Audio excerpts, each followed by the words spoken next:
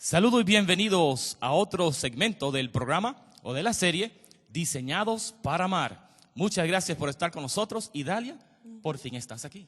Por fin estoy aquí, pero estuve con ustedes porque he estado acompañando estaba mirando desde la casa con nuestros niños porque todos estos temas son muy importantes para toda la familia.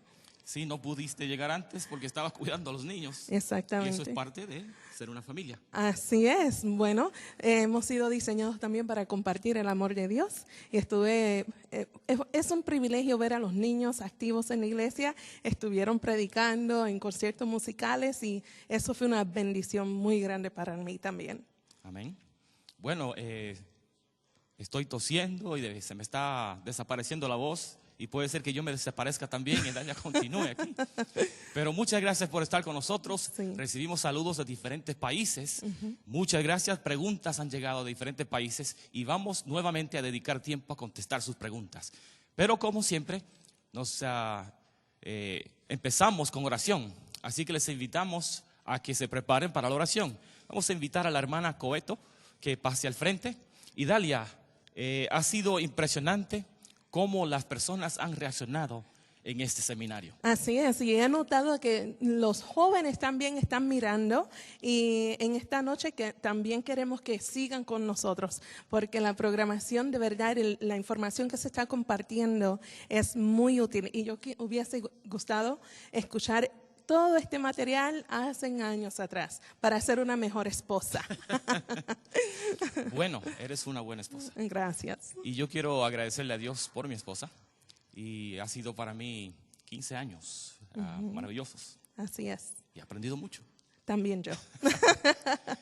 Bueno, queremos ahora, aquí está con nosotros la hermana Coeto. Y hermana, usted es diaconisa, la hemos visto trabajando ahí, coordinando los que van entrando y dando bienvenida.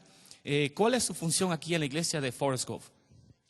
Bueno, a mí me gusta hacer de muchas cosas, pero en realidad en la iglesia de Forest Grove yo llevo el papel de la administración y simplemente que me gusta saludar mucho a los hermanos y a las visitas y por eso siempre estoy enfrente. Muy bien, muchas gracias. Bueno, en esta ocasión le tomó...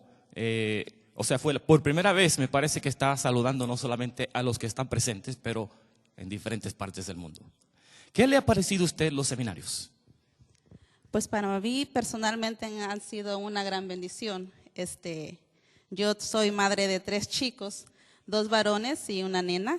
Y estoy muy feliz porque los consejos que han dado los esposos Núñez han beneficiado mucho mi hogar. Y pienso poner muchas cosas en práctica junto con mi esposo.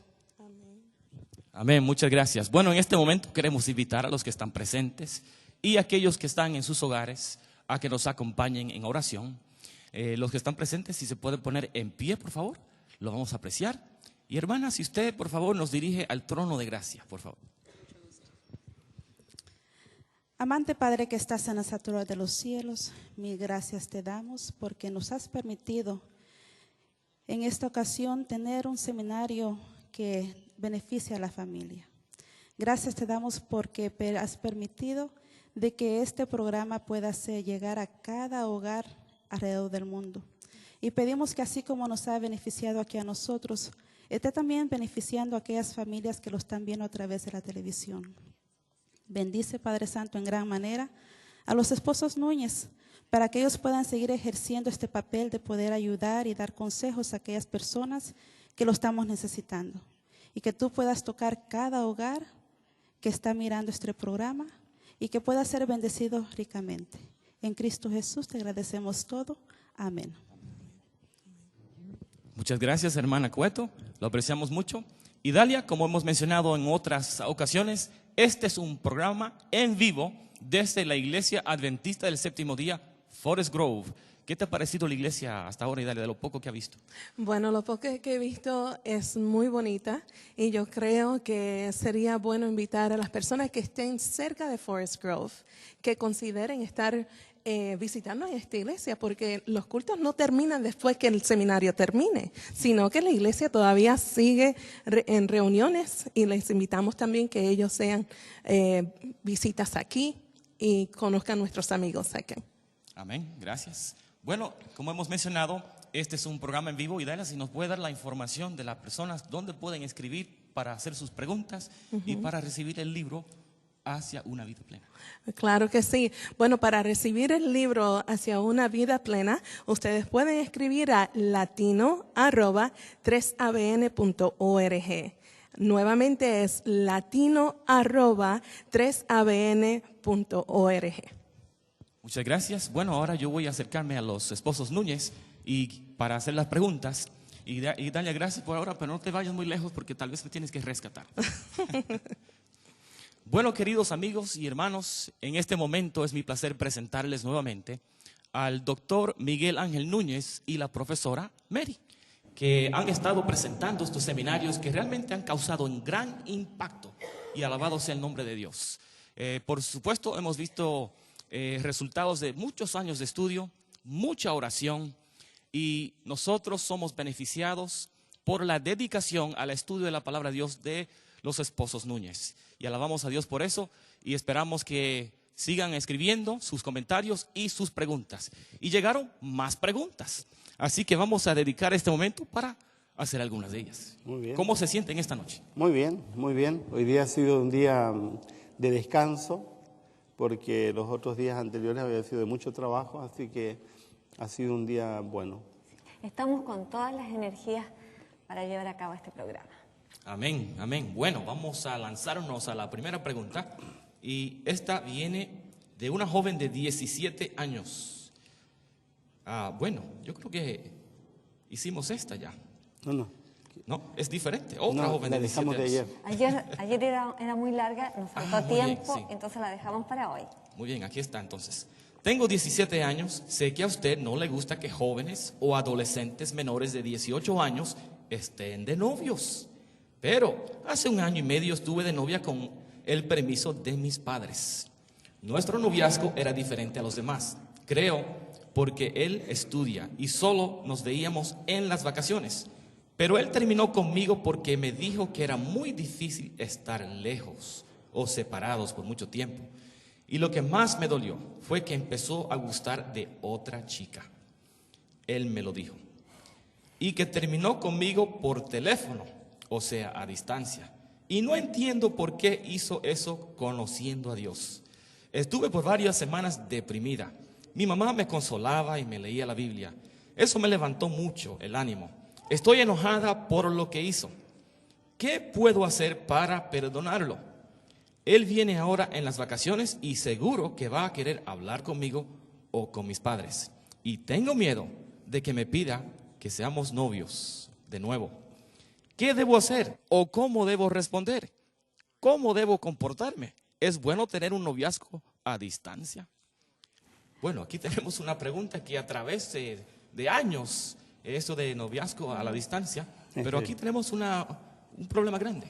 Primero, a mí me da gusto que sea una joven la que nos escriba y me parece interesante que ella diga, a usted no le gusta. Creo que no se trata de que nos guste o no nos guste, sino que llevamos una trayectoria, hemos leído mucho y es un consejo que redunda en mucho bienestar. Ella misma está planteando una problemática y te voy a dejar a Miguel Ángel que tú conteste porque tiene varias aristas. Hemos contestado esta pregunta como algunas otras que se van a dar hoy día en el blog que hemos armado para contestar preguntas, porque seguramente como han llegado tantas no podremos contestarlas todas al aire. Ahora, a mí me llama la atención el que ella se considere con permiso, entre comillas, para noviar porque sus padres la autorizaron. Está bien que haya hablado con sus padres, pero es un error creer que un noviazgo está bien simplemente porque los padres lo autorizaron. Es un error porque no tiene edad, no es adecuado. Además, hay otro elemento aquí que es erróneo. Está noviando con un joven universitario, siendo que ella no es universitaria. Por lo tanto, no solamente hay un problema de distancia física, hay un problema de distancia de edad y emocional. Evidentemente, cuando el joven se va a la universidad y está estudiando en la universidad, evidentemente al entrar en vinculación con otras personas más adultas, empieza a cambiar sus expectativas y a cambiar su forma de ver las cosas. Así que es evidente. No creo que haya sido lo adecuado que haya terminado con ella por teléfono y a distancia, eso es un acto un poco de cobardía, pero el punto aquí está en que si ella tiene tanto miedo de enfrentarse a él y de que le pida noviazgo de nuevo, es una chica inmadura. Todo eso está demostrando de que no es la edad. Y cuando hemos reforzado y hemos dicho tantas veces aquí sobre la edad, no es por capricho nuestro, es porque hemos visto vez tras vez el fracaso de jóvenes que se adelantan en un proceso que no tienen por qué ser adelantado. Hay muchas personas que adelantándose han echado a perder el resto de su vida. No se les va a ir la vida si esperan un poco más, a que tengan un poco más de madurez y esperen el momento adecuado. La Biblia dice hay tiempo para todo, tiempo para amar y tiempo para no amar. Ese no es el tiempo de ella. Ella está en una etapa de cambios. Quizás con el tiempo se va a dar cuenta en unos 2, 3 años que lo que quiso ahora, lo que gustó ahora, no es lo que ella va a querer en un tiempo más adelante. Por eso la recomendación más clara es que dejen pasar más tiempo antes de ponerse de novios, porque todavía están en proceso de cambios. Bueno, entonces no hay necesario hacer esta pregunta, pero la voy a mencionar porque tal vez algunas personas están en la misma situación. Y es que ella preguntó, ¿cómo lo puedo perdonar? Además, él viene, ¿qué voy a hacer? Esa es una pregunta interesante porque aparentemente el joven estuvo con otra chica. Y si él viene y dice, mira, yo te amo a ti, perdóname, hice un error, me di cuenta después que te dejé que tú eres la que yo quiero. Ella debería decirle, si me quieres tanto, déjame ir porque yo todavía no tengo la edad suficiente para estar contigo. Así que si quieres realmente amarme, déjame, no es el tiempo. Y si ella realmente se ama a sí misma, le va a decir, no es el tiempo. Esperemos un tiempo. Esperemos un tiempo. Nadie se ha muerto por esperar un tiempo. Muy bien, gracias. Vamos a la próxima. Esta es un poco más corta. Dice, ¿se puede casar uno con una persona divorciada? Me preocupo porque la persona con la que estoy noviando se divorció hace 5 años. Él no era bautizado antes y ahora es adventista. Bueno, depende. Esto no es tan fácil de contestar. Aparentemente la pregunta es sencilla, pero no es tan sencilla. La iglesia mantiene un principio, que es un principio bíblico, como el Señor los encontró. Si él conoció al Señor Jesucristo en esa situación y hay cosas que no puede arreglar, bueno, lo conoció a Jesucristo en esa situación. Pero si él ha fracasado en su matrimonio anterior por razones cualquiera sea, las posibilidades de que vuelva a fracasar en su segundo matrimonio son altas. Por lo tanto, lo que ella debería hacer es, junto con él, indagar con la ayuda de un consejero, indagar las razones que lo llevaron al divorcio para evitar que se pueda repetir una situación similar en el futuro. Es como que tiene que ser más cautelosa por la situación que ha vivido su amigo. No están condenados, no hay condena, solo que hay que tener mucho cuidado porque no es tan fácil decir, bueno, yo me divorcié, estoy libre, me puedo volver a casar. No, yo digo un momentito, no es así tan sencillo. Hay que elaborar, hay que analizar, hay que reflexionar, hay que corregir para poder estar en condiciones de decir, bueno, ahora estoy en condiciones de entablar una relación distinta con otra persona. Ayer también dijimos, si él es nuevito en la iglesia, él también tiene que vivir un proceso, necesita tiempo para ver cuán cimentado está en el Señor, para ver si el interés de estar en la iglesia es el correcto, es genuino. Claro. Entonces, tiene que dejar pasar más tiempo. Muchas gracias, muy bueno. Bueno, ahora seguimos a la tercera. Dice, hace años que vivo en una situación que ya me resulta insostenible. Mi esposo me maltrata de una forma horrible.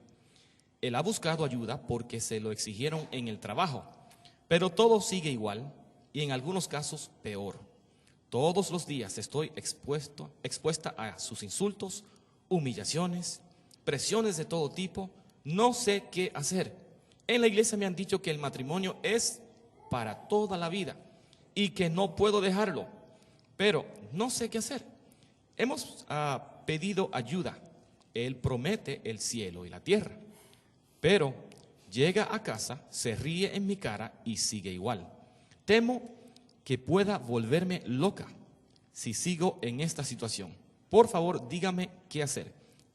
Bueno, un resumen de esto, para mí esa persona no está convertida, ese hombre, porque... Obviamente, cuando no hay conversión, aunque la persona diga que es cristiano, la conversión se refleja no en las palabras, no en las palabras solamente, sino en los actos. Y evidentemente los actos que este hombre está teniendo no son los correctos. Ahora, el matrimonio evidentemente, o sea, el matrimonio idealmente es para siempre, eso lo dijimos ayer. Pero también hemos dicho que el matrimonio es un pacto. Y en este caso, claramente, una de las partes ha violado el pacto, no ha respetado el pacto, no lo está respetando. De hecho, él con su conducta rompió el pacto, porque nadie en su sano juicio se casa para que lo maltraten. Eso no es parte del pacto. El pacto es un pacto de amor, es un pacto de unidad, un pacto de ternura, un pacto de cuidado y de protección. Cuando alguna de las partes viola el pacto se rompe. Ahora, si ella continúa en esa situación, tiene muchas probabilidades de convertirse en una víctima, de padecer, por ejemplo, el síndrome de Estocolmo doméstico, que es un síndrome muy complejo que va haciendo que a las víctimas les cueste mucho salir de la situación. Es muy probable que se convierta en codependiente de la agresión y a medida que va pasando el tiempo se va a dar una situación peor. Nosotros como Mary no creemos que el divorcio sea la solución para todos los problemas, pero sí creemos que en algunos casos el divorcio es necesario para proteger algo más importante que el matrimonio, que es la vida. Y cuando hay violencia, la vida está en riesgo. Ella menciona que él ha tenido algún tipo de terapia y no ha resultado. Yo creo que ella necesita terapia también para saber en qué terreno está pisando, cuál es el problema que no la ayuda a ser firme en esta problemática que está viviendo, porque para algunas personas es muy fácil decidir, estoy siendo maltratada, tengo un esposo que dice, promete y no cumple, pero no está cumpliendo y yo tengo que tomar firmeza en esto. Y ella pareciera que no puede. Creo que ella también necesita orientación profesional. Ahora, en el contexto de hogares cristianos se da un abuso un tanto más sutil. El hombre se ríe en su cara. Y se ríe en su cara porque ella es cristiana y es una mujer que está manteniendo ese matrimonio simplemente porque es cristiana. Y por eso se ríe en su cara. Incluso algunos abusadores empiezan a abusar espiritualmente diciendo, tú me tienes que perdonar porque eres cristiana, tú tienes que soportar porque eres cristiana, tú tienes que mantenerte porque hiciste un pacto. Sí y no. Yo hice un pacto, pero no hice un pacto de agresión. Por lo tanto, como no hice un pacto de agresión, no tengo ninguna obligación de mantenerme en una relación que me está maltratando y que está poniendo en riesgo mi vida. Wow. No mencionó si tenían hijos. No. Pero si lo hubieras mencionado, sería un caso más complicado. Es más complicado. Y yo diría, en cierto modo, un poco más sencillo de resolver, porque algunas personas dicen, me quedo por mis hijos. Yo le digo, aléjese por sus hijos, porque niños criados en ambientes violentos tienen muchísimas posibilidades de convertirse en adultos en personas violentas. Y son más dañados. Es preferible, y nosotros hemos hecho, Mary y yo, un dicho nuestro, es preferible estar sola o solo que mal acompañado. Wow. Yo sé que pudieran abundar más, pero tenemos que limitarnos. Bueno, hemos hecho un programa, 10 programas sobre violencia doméstica, que va a pasar 3 ABN en los próximos meses, y tal vez invitarla a que vea los programas. Sí.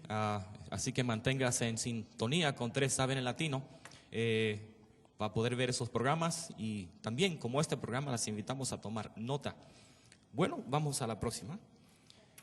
El motivo de escribirle es para pedirle un consejo. Con mi novia tenemos planes de casarnos, pero ella me dice que no es necesario casarnos por la iglesia y me dice que solo puede ser por lo civil. ¿Qué consejo me da? Bueno, también la hemos contestado en el blog, pero vamos a abundar ahora en directo para los que no han leído el blog. El matrimonio en la iglesia no es obligatorio, es optativo.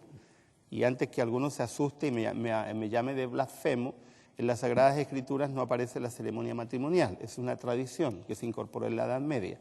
Al igual como se incorporó la tradición del matrimonio civil en la Revolución Francesa. Sin embargo, el hecho de que sea una tradición no significa que sea una mala tradición. Es una buena tradición ir a la iglesia y frente a los testigos hacer un pacto frente a Dios, un pacto que es ratificado frente a testigos. Porque cuando vamos a la iglesia no vamos para hacer una ceremonia que a veces gastamos una millonada en ceremonias que a veces carecen de sentido, porque lo más importante de la ceremonia matrimonial es la bendición de Dios. El pacto que hacemos frente a Dios, cómo decidimos frente a Dios, cómo nos comportamos frente a Dios y lo que decidimos frente a Él. Entonces yo invitaría a este joven a que en primer lugar, antes de enojarse o condenar a su novia, indague en las razones profundas que están motivando la decisión que ella tiene. Por alguna razón está actuando así. Algunas personas tienen pánico escénico. Es decir, algunas personas, hemos conocido más de alguna novia que no quiere casarse en la iglesia porque le produce terror toda la ceremonia. Algunas tienen mucho miedo de hacer gastos o le parecen gastos innecesarios, comprar vestido de novia, hacer una ornamentación y otras cosas. Entonces, o simplemente piensa o puede pensar que no es necesario, que le parece solamente válido el compromiso que ellos hacen ante el civil. No sé cuál sea la razón, pero lo importante aquí es que indague, que dialogue con su enamorada y le hable, que entiendan claramente, porque no se puede comenzar un matrimonio con desarmonía. Necesitan ponerse de acuerdo. O que la vaya a obligar o que ella pase al altar disgustada. No tiene sentido. Qué interesante la pregunta, ¿no? Me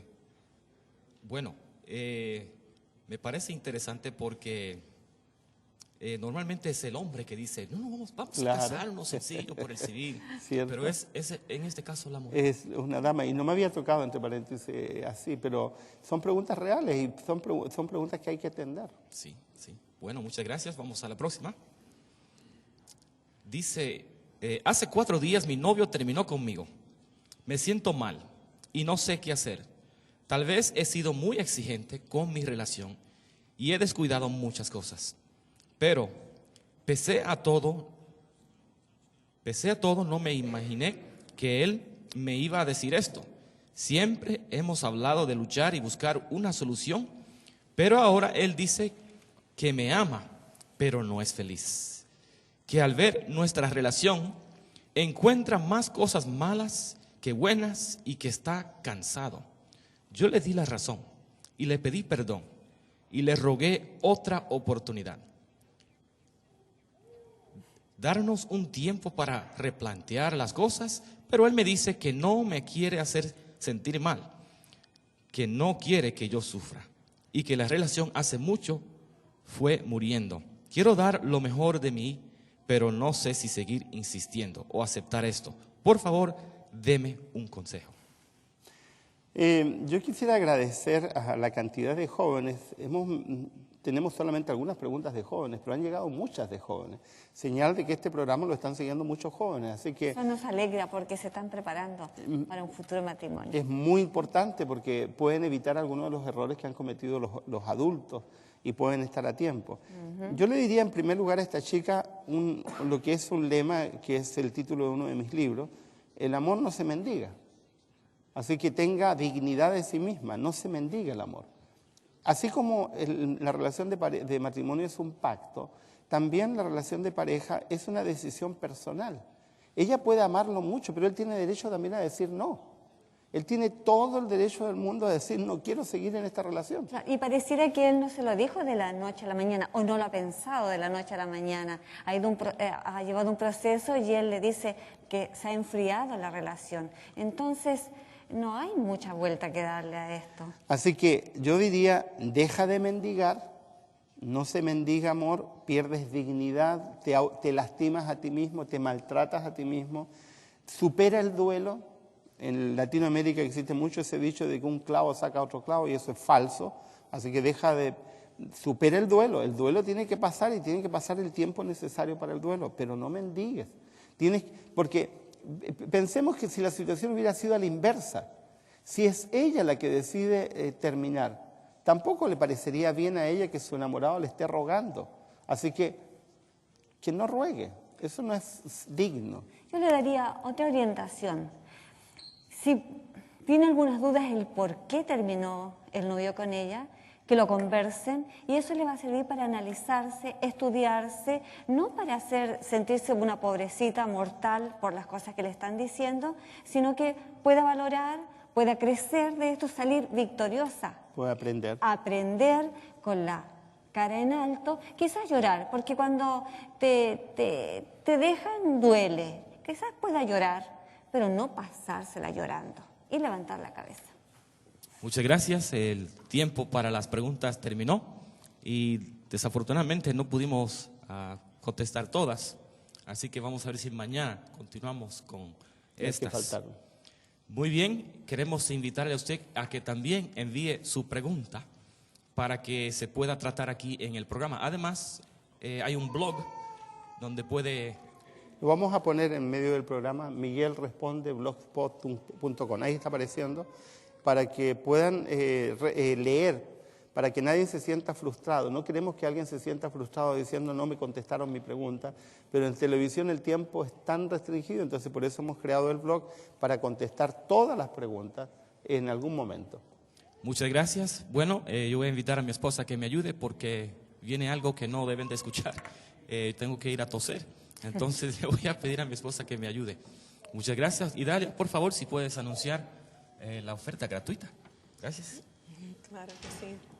Bueno, tenemos una oferta gratuita y ya muchos de nuestros amigos conocen. La oferta gratuita es hacia una vida plena. Así que le invitamos a que nos escriba a latino@3abn.org porque queremos obsequiarle este libro. El autor es el doctor Núñez y sé que ustedes van a ser bendecidos con el contenido de este libro. Bueno, vamos a seguir el programa con una alabanza. Vamos a invitar a Lisbeth Melgar y el tema que ella va a presentar, a interpretar es ¿Cómo podré estar triste?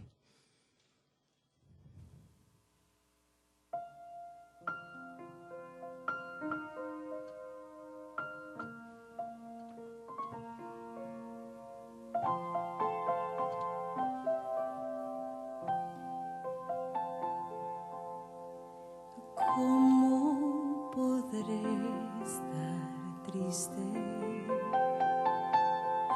Como entre sombras ir, cómo sentirme sola y en el dolor vivir. Si Cristo es mi consuelo, mi amigo siempre es. Si Él cuida de las aves, cuidará también de ti. Si Él cuida de las aves, cuidará también de ti. Feliz, cantando alegre, yo vivo siempre aquí. Si Él cuida de las aves, cuidará también de ti. Feliz, cantando alegre, yo vivo siempre aquí. Si Él cuida de las aves, cuidará también de ti.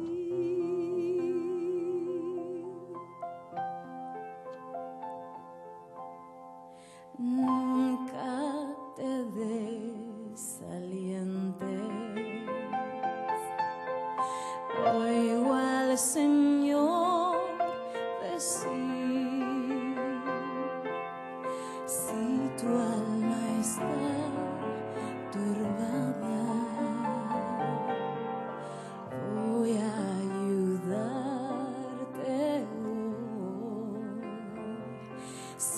Cristo es mi consuelo, mi amigo siempre es Él. Si Él cuida de las aves, cuidará también de ti. Si Él cuida de las aves, cuidará también de ti. Feliz, cantando alegre, yo vivo siempre aquí. Si Él cuida de las aves, cuidará también de ti. Feliz, cantando alegre, yo vivo siempre aquí. Si Él cuida de las aves, cuidará también de ti.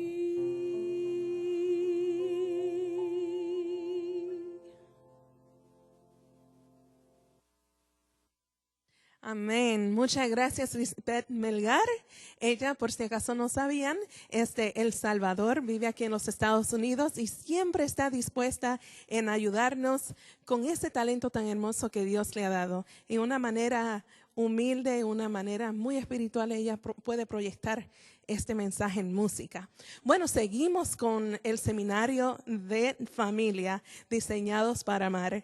Y yo sé que ustedes están ahí esperando, por favor, que ya empiece. Bueno, ya llegó el momento. En esta ocasión, el tema es muy interesante. ¿Quién manda a quién? Vamos a invitar al doctor Núñez, a la profesora Mary. Muchas gracias por estar aquí. Sus seminarios son una gran bendición y queremos saber, no sé si hay un problema, ¿quién manda a quién? Ya se sabe quién manda, ¿verdad que sí? Sí, ya sé, al final del programa van a tener clarito quién manda. Ah, bueno, el tiempo es de ustedes, que Dios les bendiga. Muchas gracias, gracias. Un gusto de estar con ustedes, un gusto de que hayan venido aquí a la iglesia. Nos alegramos que hay bastantes varones presentes y los que nos están acompañando a través de la televisión. Quédense, no tengan miedo, porque vamos a aprender muchas cosas. Tratar algunos temas no es sencillo. Nos han escrito de muchas partes, especialmente, no solamente preguntando, es importante señalar eso, también nos han escrito animándonos y es muy bueno que nos den ánimo, puesto que de pronto algunos temas son como temas que se riega agua en el desierto, pero creemos que esa agua alguna vez va a florecer y en hogares donde nos atrevamos definitivamente a hacerle caso a Dios y no a la cultura. Quisiera agregar, Miguel Ángel, que estos seminarios para nosotros ya no son nuevos. Hemos ido transmitiendo por muchos años estos principios obtenidos de la Biblia. Y quiero contarles, a modo de testimonio, estos siempre han redundado en felicidad para nosotros. No es fácil llevar adelante, llevar a puerto feliz un matrimonio, pero con la gracia de Dios, con las instrucciones que el Señor nos da, se puede. Y creo que en primer lugar nosotros hemos sido muy beneficiados, hermosamente beneficiados con nuestros hijos al estar haciendo este tipo de actividad. Bueno, nuestros hijos, tenemos ya una hija casada con S, suegros. no con Z, casada. Y tenemos a un hijo y a una nuera que parece que va a ser la esposa, porque está en vía. Nosotros le llamamos proyecto de nuera, porque todavía no sabemos, está en proyecto. Pero lo que dice Mary es cierto, porque nuestros hijos han podido ver lo que nosotros hemos enseñado. De hecho, mi hija nos hizo reír ayer porque decía, todo lo que dijeron ayer ya lo sabía. Claro, porque ella ha escuchado tantas veces. De hecho, ellos siempre participaron en nuestros seminarios de matrimonio en los diferentes países donde los hemos dado. Así que es un muy buen testimonio que nos han dado nuestros hijos. Muy bien, vamos a ir al tema. Antes de ir al tema, vamos a recordar. Hemos hablado de un diseño. No estamos hablando de un diseño humano. Nosotros creemos que el matrimonio no es invento humano. Nosotros hemos creído y sostenemos de que el matrimonio es diseñado por un gran arquitecto que no se equivoca, Dios. Si nosotros seguimos las pautas del diseño dado por Dios, no vamos a fracasar. Pero si nosotros decidimos seguir pautas distintas al diseño de Dios, evidentemente, tal como un edificio, cuando no se respetan los principios que ha establecido el arquitecto, se va a ir abajo. Se vienen abajo, así como el matrimonio. Y el matrimonio va a florecer en tanto entendamos que el primer principio del diseño de Dios es que somos creados a su imagen. No son los varones creados a imagen de Dios, son los varones y las mujeres creados a imagen de Dios. Y como somos varones y mujeres creados a imagen de Dios, eso significa que Dios no está haciendo diferencia. No hay seres humanos de primera categoría y de segunda categoría. Para Dios todos somos importantes y valiosos. No importa la cultura, no importa la educación, no importa el momento en que nosotros estemos viviendo. Para Dios siempre ha establecido una igualdad. Además dijimos que hay 3 razones por las cuales existe un matrimonio. Y dijimos que el matrimonio existe en primer lugar para compañía, en segundo lugar para ayuda mutua y en tercer lugar para equilibrio. Muy bien. 3 razones que si las vivimos como corresponde, vamos a ser plenos y felices. Luego, basados en el versículo de Génesis 2:24, dijimos que hay 3 elementos importantísimos en la configuración de un matrimonio.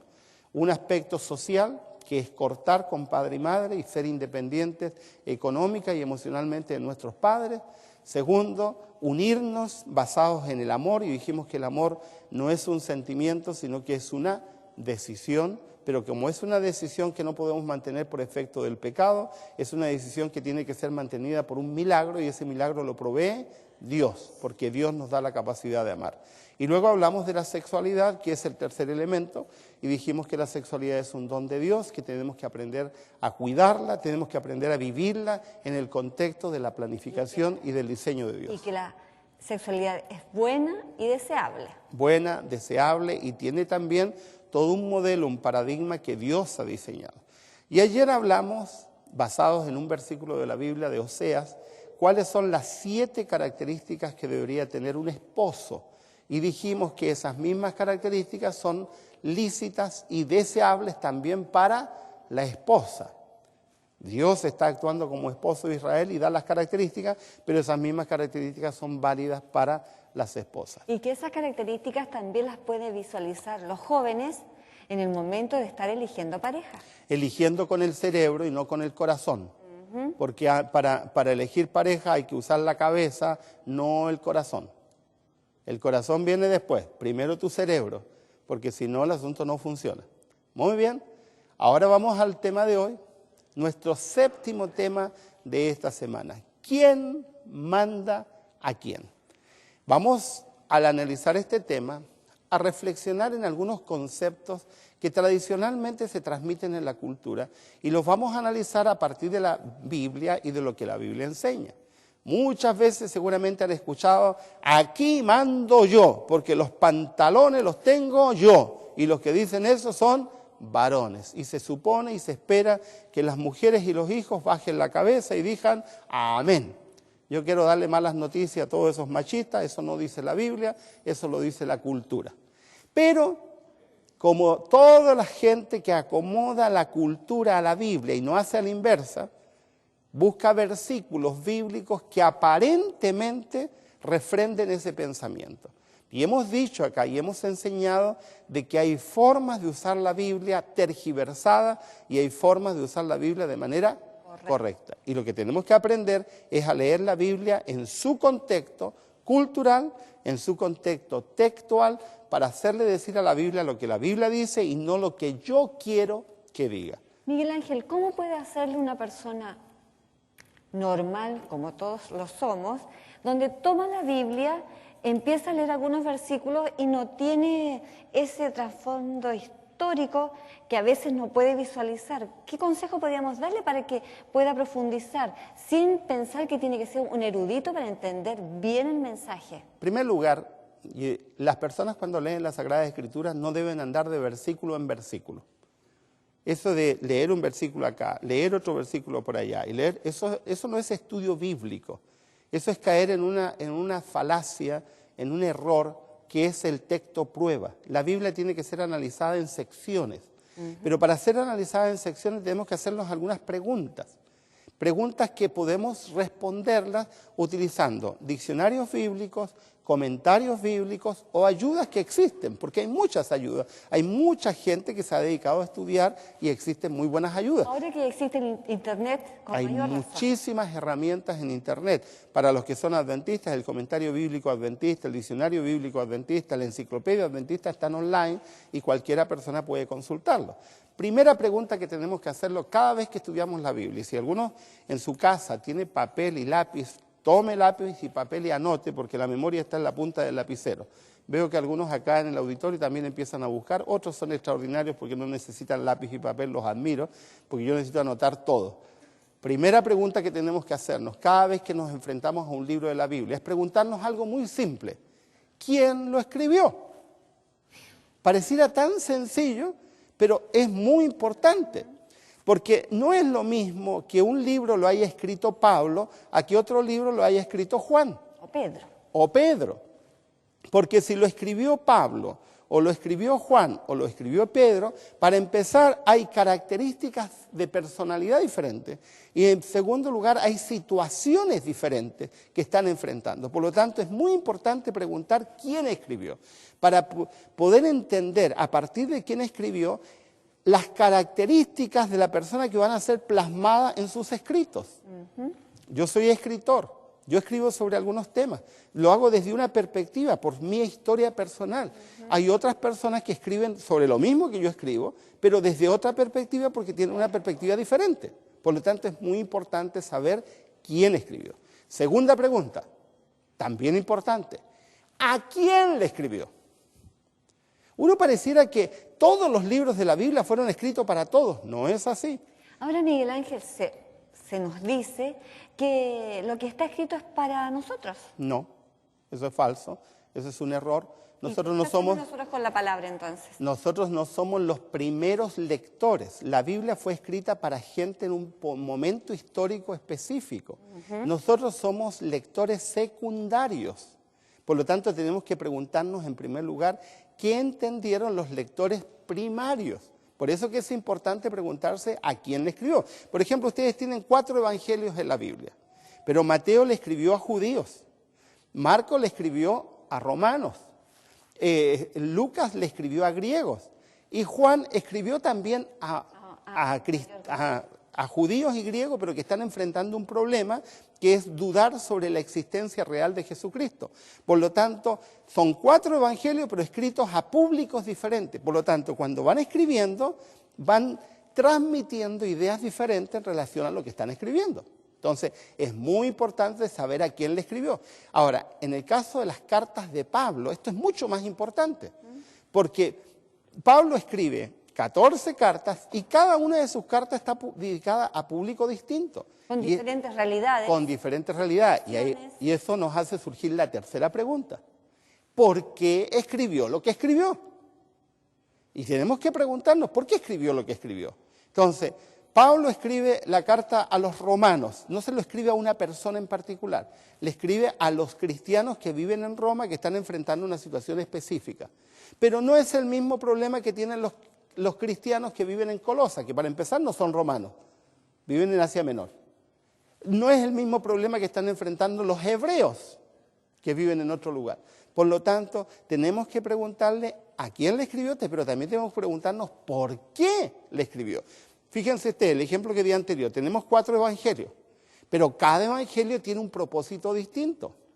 Mateo escribió porque estaba preocupado de que las palabras de Jesucristo fueran entendidas por judíos. Entonces, él escribió para que los judíos, y en todo el enfoque de Mateo es para que judíos entiendan quién es Jesucristo. Pero el caso de Marcos, que tiene ascendencia romana, él está preocupado de que los romanos entiendan a un Jesucristo de acción. Y el Jesús de Marcos es un Jesucristo activo.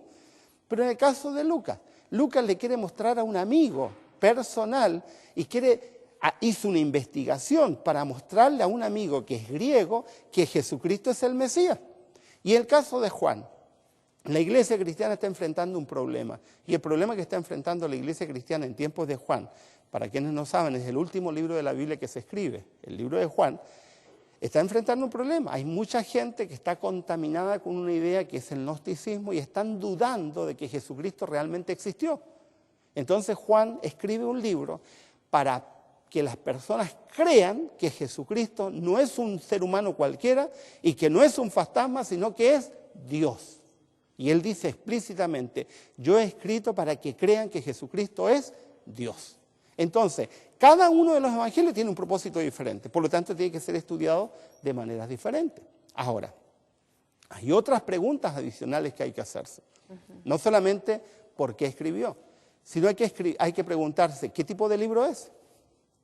Por ejemplo, los 4 evangelios no son iguales. Los 3 primeros son sinópticos, es decir, dan una sinopsis panorámica de la vida de Jesucristo. Pero Juan no hace eso. Juan no hace una sinopsis de la vida de Jesucristo. De hecho, en el libro de Juan, fíjense que más de la mitad del libro está dedicado a la última semana de la vida de Jesucristo.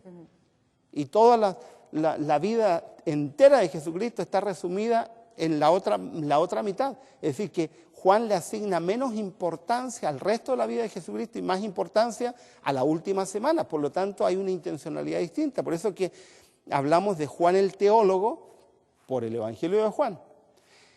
Pero hay otros libros que tienen otro enfoque. Por ejemplo, el libro de los Hechos. Es un libro de historia y de historias, que en realidad se llama Hechos de los Apóstoles, cuando en realidad debería llamarse los Hechos de Pablo, porque el personaje central es el Espíritu Santo por una parte y Pablo. Es un libro de historia. Pero las cartas tienen otro enfoque. Y en las cartas tenemos un problema. Porque en las cartas, nosotros tenemos la carta que escribió Pablo, pero no tenemos las cartas que le escribieron a Pablo. Ni tampoco tenemos evidencia de qué es lo que efectivamente pasó. Por lo tanto, tenemos que reconstruir. Ahora, hay otros libros más difíciles.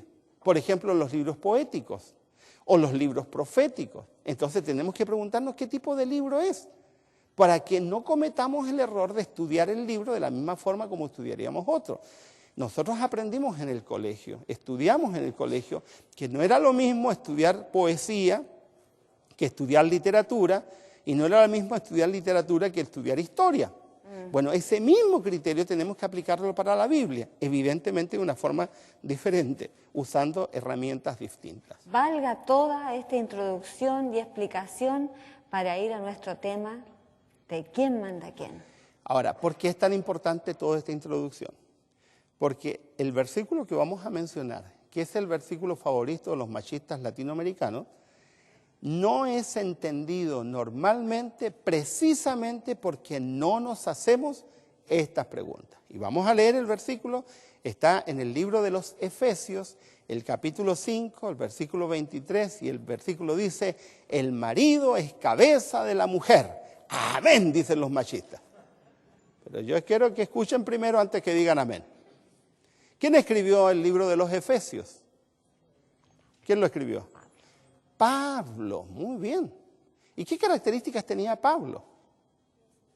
Pablo, Era soltero, dicen por ahí. No, Pablo no era soltero. Imposible que hubiera sido soltero. Esa es una Quizás en tradición. ese momento ya estaba solo. Estaba solo. Podría ser. Pero él era miembro del Sanedrín y tenía más de 30 años y de acuerdo a la tradición judía no se podía ser miembro del Sanedrín si no se tenía mínimo 30 años y no se era casado.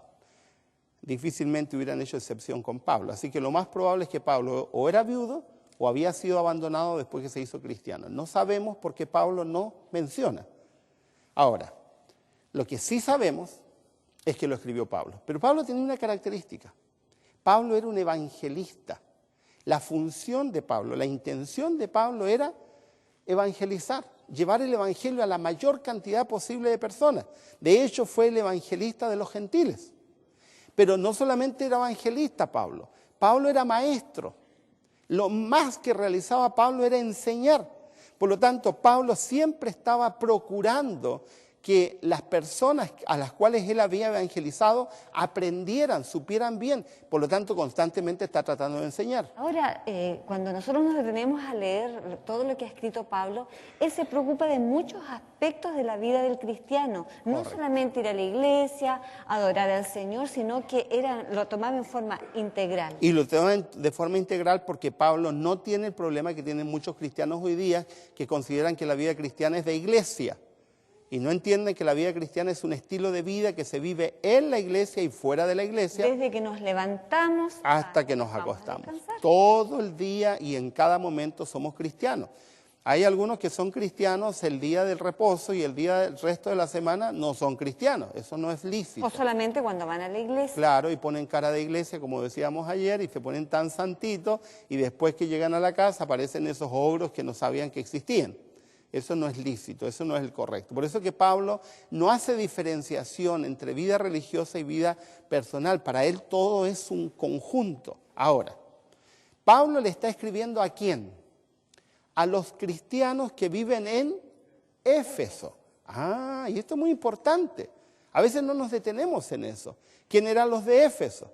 Los de Éfeso, para empezar, era una ciudad griega, aunque en el momento cuando escribe Pablo está en Asia Menor. Y pasaríamos mucho tiempo para explicar historia griega, pero los griegos invadieron Asia Menor, lo que hoy día corresponde a Turquía. Y durante mucho tiempo hubieron ciudades que eran griegas. Ahora, ¿por qué es tan importante saber que Éfeso era una ciudad griega? Porque los griegos tenían lo que se llaman ciudades polis o ciudades-estado, donde cada ciudad era independiente. Por lo tanto, es muy importante saber que le está escribiendo a los de Éfeso y no a los de Colosa, porque los de Éfeso piensan como de Éfeso y son distintos a los de Colosa. Ahora, ¿por qué escribe Pablo? La clave por qué escribe está en el capítulo 4, versículo 17, que también nos saltamos normalmente y no leemos. En el capítulo 4, el versículo 17 del libro de Éfeso, si alguno de ustedes tiene la Biblia en su casa, ábrala y léalo, igual que ustedes aquí en la iglesia, y ustedes van a leer que el apóstol Pablo les está diciendo explícitamente, les escribo para que ya no andéis como los otros gentiles. En otras palabras, les está diciendo, ustedes que son gentiles, es decir, que no son judíos, que son griegos, que se han convertido al cristianismo, tienen que actuar, ser distintos ¿a quiénes? A los otros griegos que no han aceptado a Jesucristo. No les está, correcto, no les está escribiendo a judíos, les está escribiendo a griegos. ¿Pero a qué griegos? A los griegos convertidos. Los griegos que viven en la ciudad de Éfeso que están convertidos. Y él empieza a darle ejemplos de qué significa andar como cristiano y ser cristiano. Y todo el capítulo 4, desde el versículo 17 en adelante, hasta el capítulo 5 completo, son explicaciones de qué significa ser cristiano. Y les va diciendo, dando ejemplo en todo sentido, les da ejemplo de cómo debe ser su mente, les dice qué hábitos alimenticios y de salud deben tener, les dice cómo debe ser su relación unos con otros en su aspecto social y da una clave. Llega un versículo que la mayoría de los que leen mal la Biblia se lo salta olímpicamente. Efesios 5:21. El texto dice, Efesios 5:21, someteos unos a otros en el temor de Dios. ¿Quién se somete a quién? El esposo a la esposa y la esposa al esposo. Esto lo dice después de decir el varón es cabeza de la... No, lo dice antes, porque estamos en el versículo 21, es el cabeza de la mujer es el versículo 23. Ya. Ahora, lamentablemente, la mayoría de las versiones traduce someteos. En realidad, el versículo original dice sujetaos, y tiene mayor sentido el sujetaos que someteos, porque la idea de sujetarse tiene que ver con mantenerse unidos. mantenerse unidos. Esa es una idea que no hay que olvidar. Ahora, ¿a quién le está escribiendo Pablo? Les está escribiendo a griegos. ¿Cómo piensan los griegos? ¿Alguna vez ustedes leyeron en la historia griega sobre pensadoras griegas?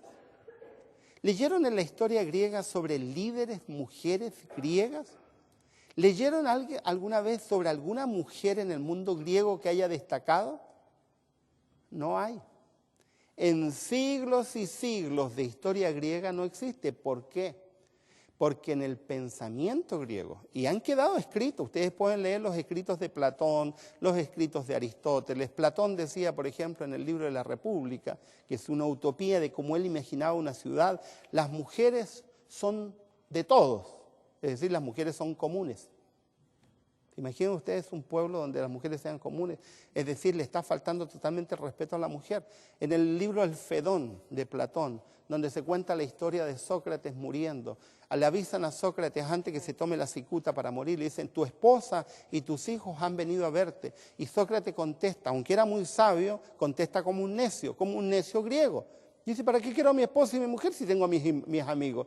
Y se suicida, se mata y no se despide de su esposa y de sus hijos, porque en la mentalidad de ellos la mujer no tenía absolutamente ningún valor. No les interesa. No les interesaba. De hecho, las mujeres valían menos que los animales, y lo digo en serio. Aristóteles describe a la mujer como teniendo cerebro de gallina. Dice, la mujer no merece ser respetada. ¿Para qué la vamos a escuchar si tiene cerebro de gallina? Que es un insulto hacia la mujer. Ahora, ese es el tipo de gente a las cuales Pablo le está escribiendo. Como sabe el efecto que va a provocar con sus palabras a individuos que no entienden que la mujer es valiosa, les empieza a decir, maridos, ustedes son cabeza de la mujer. Fíjense, les está diciendo ustedes son cabeza de la mujer, pero no les está diciendo que son los que mandan. Les está diciendo ustedes son cabeza de la mujer, así como Cristo es cabeza de la iglesia. Y a las mujeres les dice en el versículo 22, mujeres, sujétense a sus maridos como se sujetan a Cristo. Y uno dice, ¿de qué está hablando Pablo? Está hablando de algo muy importante. Fíjense ustedes, Jesucristo no nos avasalla. Jesucristo no nos destruye, Jesucristo no nos obliga, Jesucristo no nos maltrata, Jesucristo no nos falta el respeto, Jesucristo no piensa por nosotros. La Biblia le está diciendo a las mujeres, el tipo de relación que tienes que tener con tu marido es el tipo de relación que vas a tener con Jesucristo. Las mujeres tienen que haber pensado con esperanza, Jesucristo es tan maravilloso. Pero estamos hablando de mujeres que en ese tiempo no tenían ningún valor, que eran maltratadas, que eran menospreciadas, menoscabadas, disminuidas. Y a los maridos les dice, ustedes compórtense como Cristo se comporta con sus esposas. Y no le está diciendo a las mujeres que deberían asumir un rol de subsidiariedad. No les está diciendo tampoco a los esposos que se comporten como Cristo para sus esposas. No les está diciendo que sean Cristo para sus esposas, porque eso sería una blasfemia. Les está poniendo un ejemplo, les está diciendo, ustedes son como Cristo. Y cuando usamos en español la palabra como, es para comparar. Comparar. Está comparando la relación de Jesucristo con la iglesia con la relación que tienen que tener los esposos con sus esposas. Por lo tanto, en el versículo hay tres palabras claves que tienen que ser entendidas en el contexto. Uno es la palabra como, que la usamos como comparación. La otra es la palabra Cristo y la otra es la palabra cabeza. Y tenemos que analizarlo en el contexto de Pablo, en el contexto textual de Pablo. Primero, la palabra como es comparación. Siempre usamos la palabra como para comparar.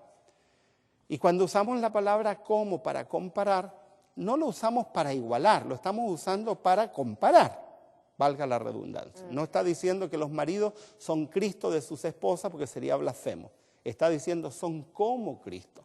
Ahora, ¿quién es Cristo? ¿O cómo es Cristo? ¿O cómo es Cristo? Bueno, en primer lugar, Cristo es el Salvador. ¿Qué ha hecho Cristo por la iglesia? Se sacrificó por se ella. sacrificó por ella, Murió por ella. murió por ella. Jesucristo dio todo por la iglesia. Jesucristo se entregó a sí mismo por la iglesia. Jesucristo se sacrificó 100% por la iglesia al grado de que dio su vida. La amó. Y la amó incondicionalmente porque la Biblia dice que Jesucristo amó a la iglesia antes que nosotros lo amáramos a Él.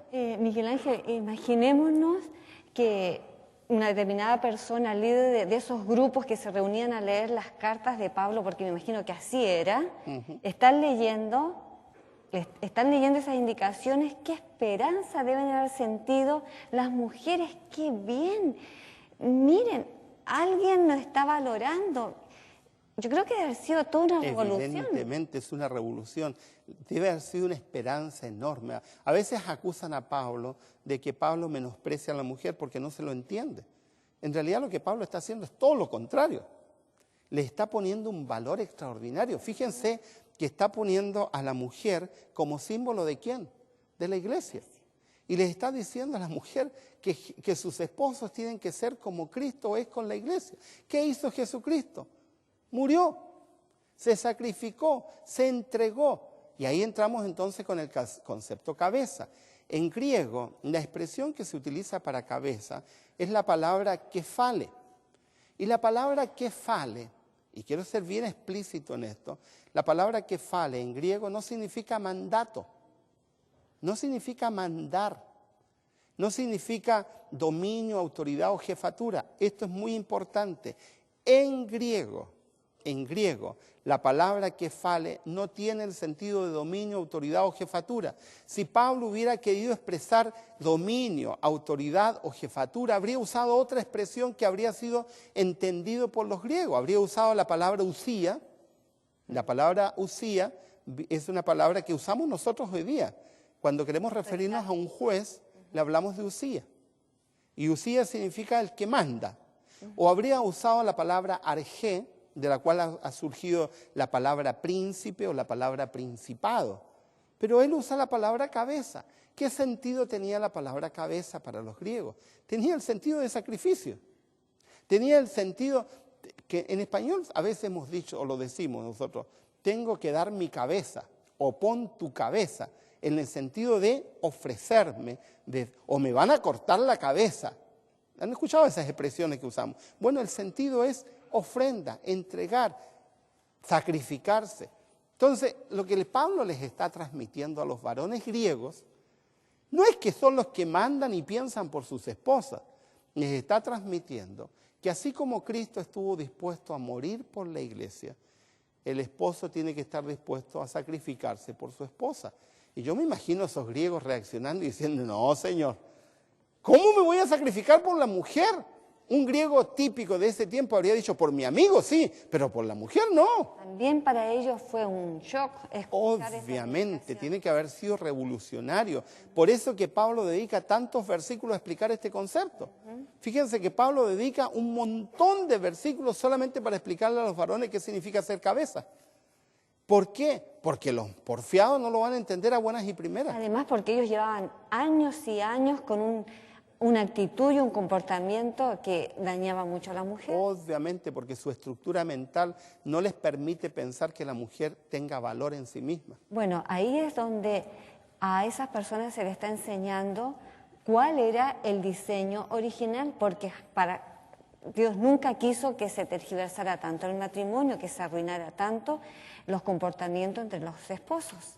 Por eso que les ha dicho en el versículo 21, sujetaos unos a otros, ¿bajo qué paraguas?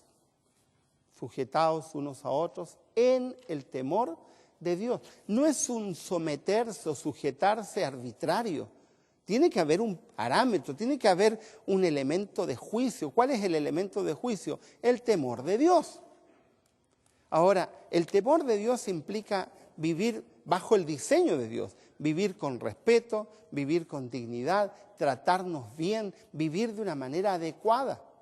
Ahora quiero decirles, queridos hermanos, hay dos opciones acá. O seguimos como alguna vez me dijo un viejo hombre, un anciano, que me da mucha pena cuando me dicen esas cosas. Sí, eso es lo que dice la Biblia, pero en mi cultura se hace otra cosa. Ahí entonces entramos en otro plano, en un plano de desobediencia al plan de Dios. Además, Dios es muy claro, la Biblia es muy clara. Cuando nosotros conocemos a Dios, estas diferencias ya no están. Hay un versículo que repite. Claro, cuando yo conozco a Dios, supuestamente tengo que hacer un cambio. Ahora, si yo digo conozco a Dios y sigo actuando de la misma forma como actuaba cuando no conocía a Dios, me estoy autoengañando. Y la Biblia lo llama a esas personas, y perdonen que lo diga tan fuerte, pero no es palabra que yo uso, es palabra de la Biblia. La Biblia nos llama hipócritas. ¿A quién llama hipócrita la Biblia? Al que dice una cosa con su boca y hace otra cosa en sus actos O el personales. que sabe, conoce, pero no le hace caso. Bueno, la Biblia llama a eso pecado. La Biblia tiene dos definiciones de pecado. Una definición de pecado es transgresión de la ley, pero hay otra definición de pecado en la Biblia. El que sabe hacer lo bueno Y no lo hace. y no lo hace. Entonces, si tú escuchas que la Biblia te dice que tu función como cabeza es estar dispuesto al sacrificio, es estar dispuesto a ayudar. La Biblia incluso dice, Jesús se entregó para santificar a la iglesia y para glorificar a la iglesia. Pero entonces te está hablando de algo que tú deberías estar dispuesto a hacer. Y si tú dices, no estoy dispuesto a hacerlo, entonces, ¿en qué quedamos? Te pones en un rol, en un plano, y te pones en un plano que viola o violenta la voluntad de Dios. Una persona una vez me dijo en una asamblea, con obreros y con gente que supuestamente sabía, me dijo, usted me vino a cambiar la cultura. No, yo no vine a cambiar la cultura. Lo que yo vine es a revolucionar la cultura. Pero no la vine a hacer yo, lo vino a hacer el Señor Jesucristo. Porque el que se queda tranquilo en su cultura no entiende lo que significa ser cristiano.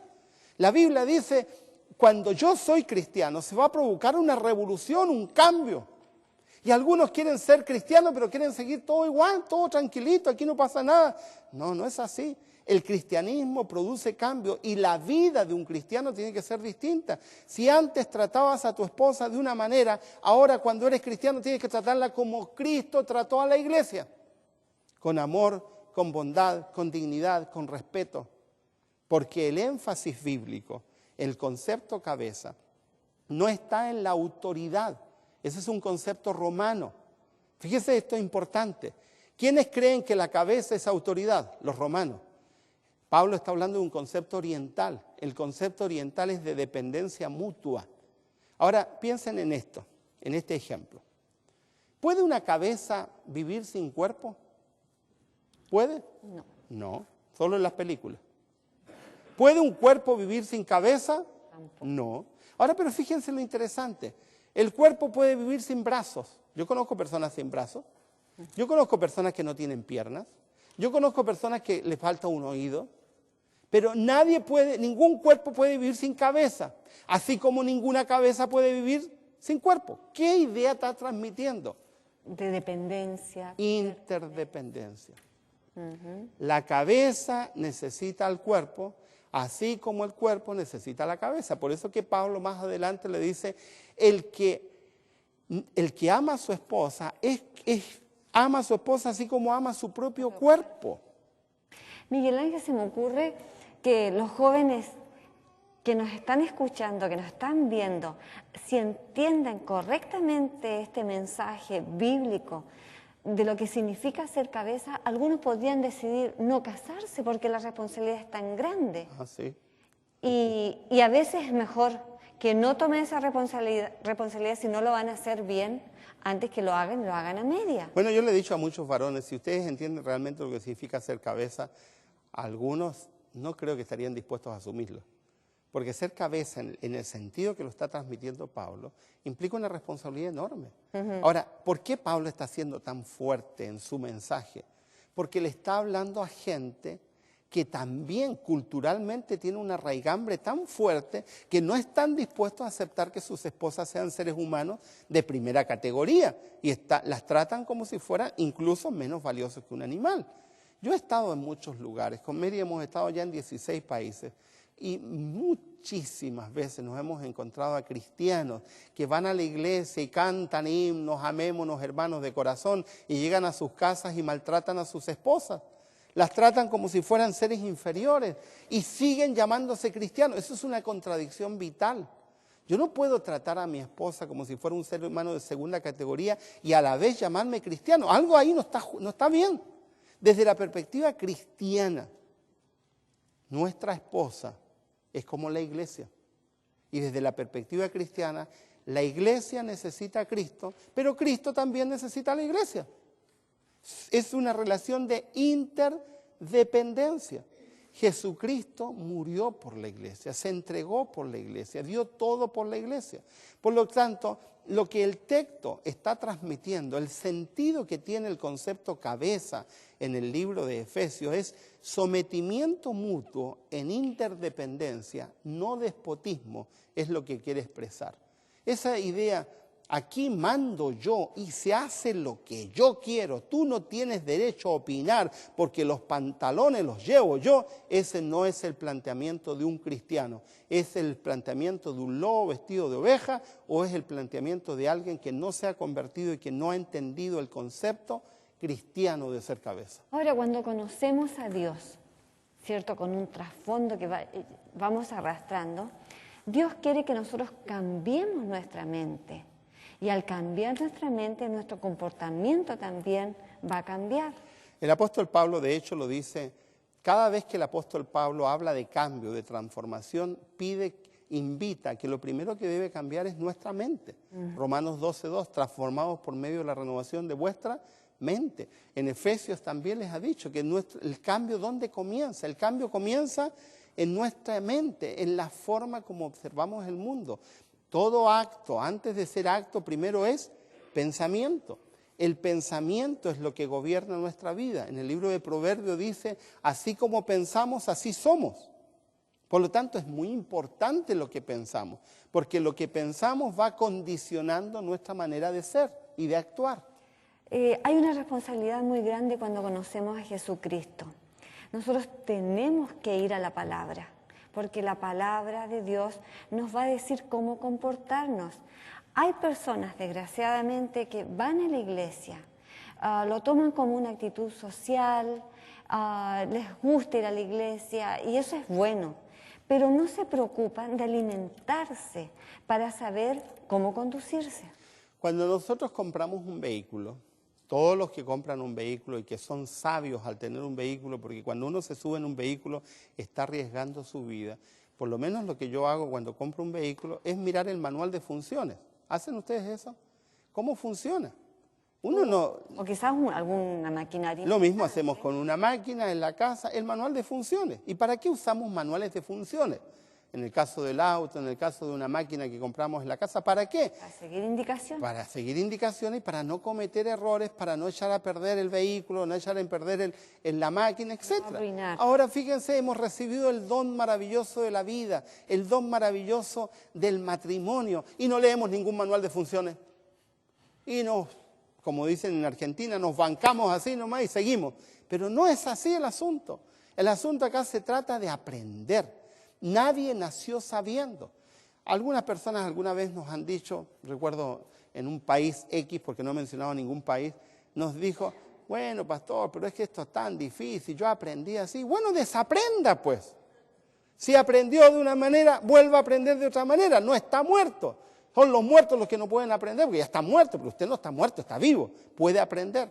Yo recuerdo en otro país X, estábamos en un retiro espiritual para matrimonio, era un fin de semana hermoso, en un lugar maravilloso, idílico, y aparece un viejito con su esposa, unos 80 y tantos años de edad, y me queda mirando, y me dice en mi cara, no me lo manda a decir con nadie, yo vine a este asunto porque no me quería quedar solo en la casa, yo no tengo nada que aprender. Y yo le dije, bueno, hermano, entre, con la edad que tiene, entre, pues. ¿Qué le iba a decir, pues?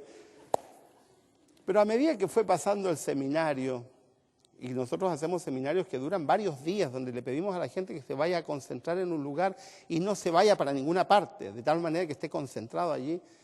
De pronto un día el viejito se me acerca y me dice, hijo, algunas cosas creo que tengo que corregir. Y yo me sonreí, porque no me iba a poner a decirle al viejito, viste, le dije, no, eso es feo. Pero cuando se terminó el seminario, el viejito se pone en pie y da un testimonio. Dice, Llevo no sé cuántos, 50 años casado. Y me he dado cuenta que durante 50 años he estado cometiendo los mismos errores. Gracias a Dios, porque todavía me quedan algunos años como para poder corregir algo.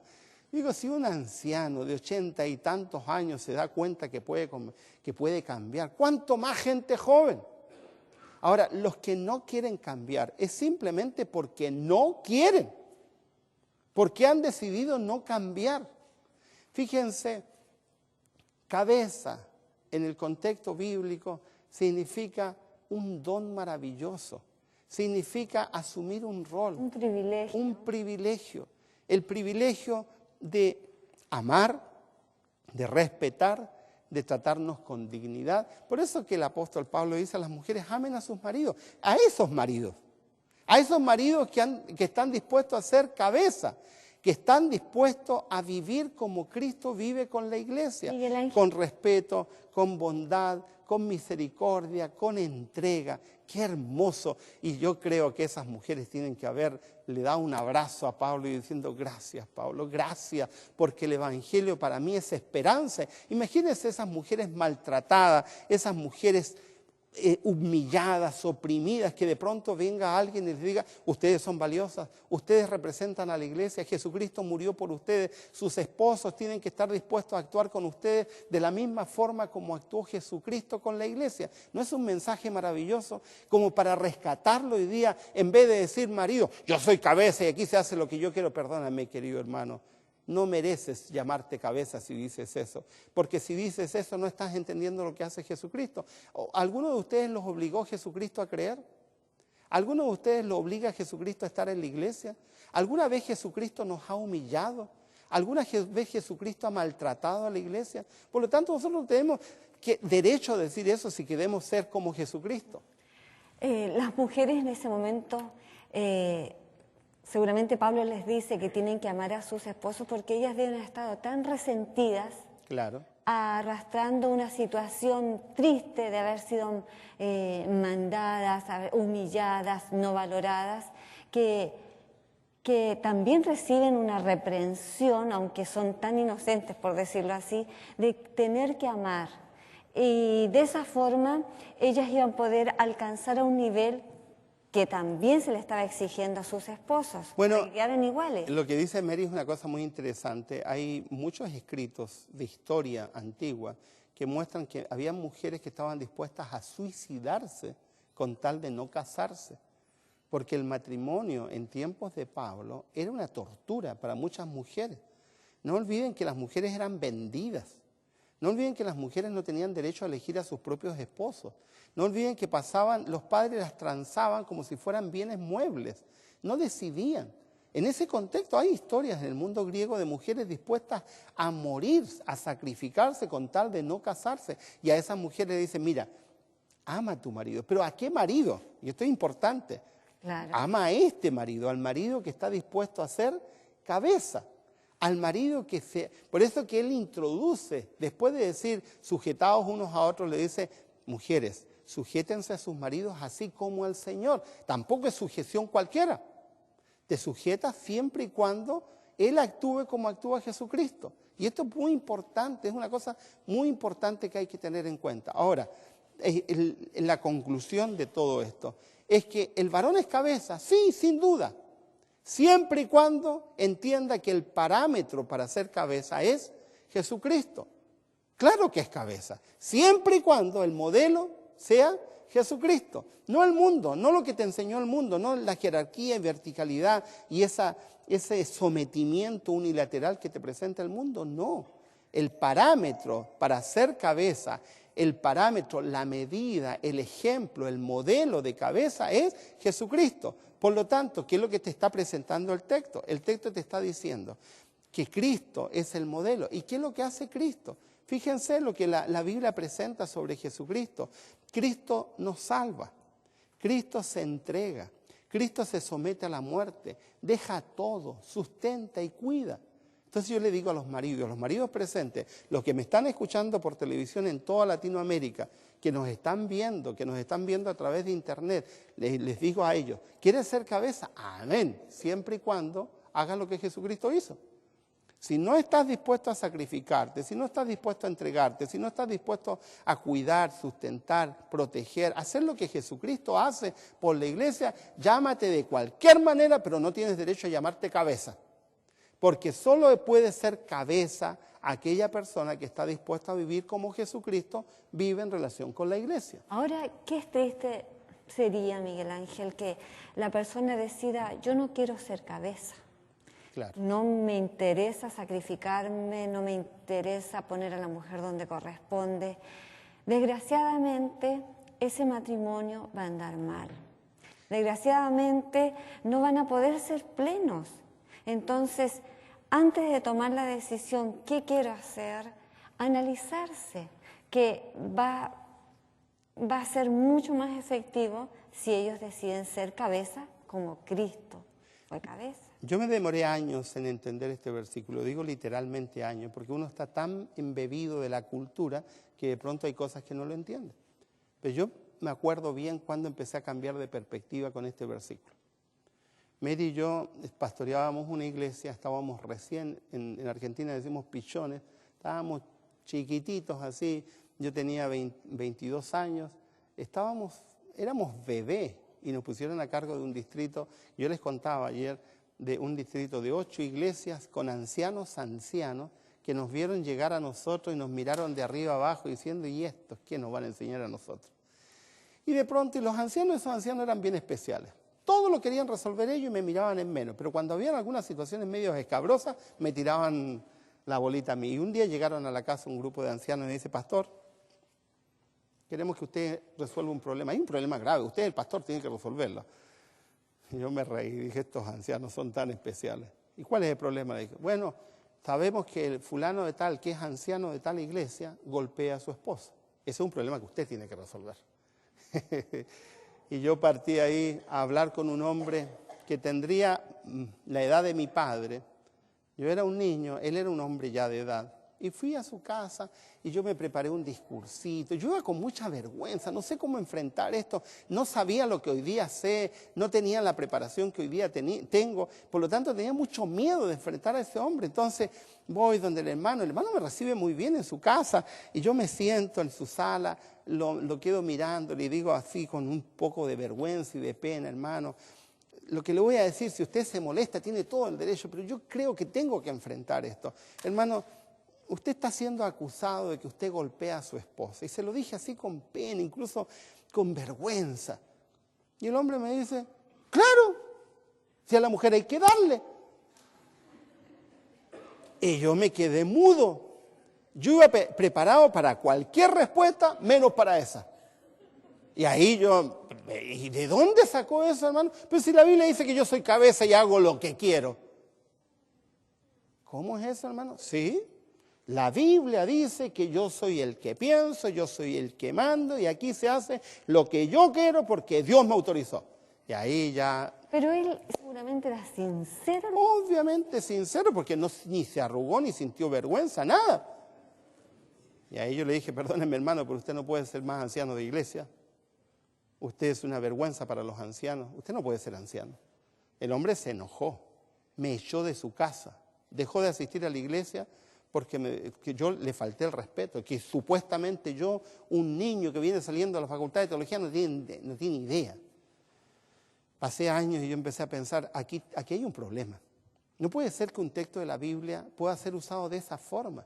No puede ser que una persona inteligente esté usando un texto de tal forma tan mal. Y empecé a estudiar y a analizar, a reflexionar, hasta que un día entendí la clave, cuando entendí el concepto que fale, cuando entendí lo que es el sentido, dije, aquí hay algo maravilloso, aquí hay un mensaje que no tiene nada que ver con lo que transmitimos, aquí hay un mensaje que ennoblece no solo el matrimonio, sino ennoblece a la mujer y al varón.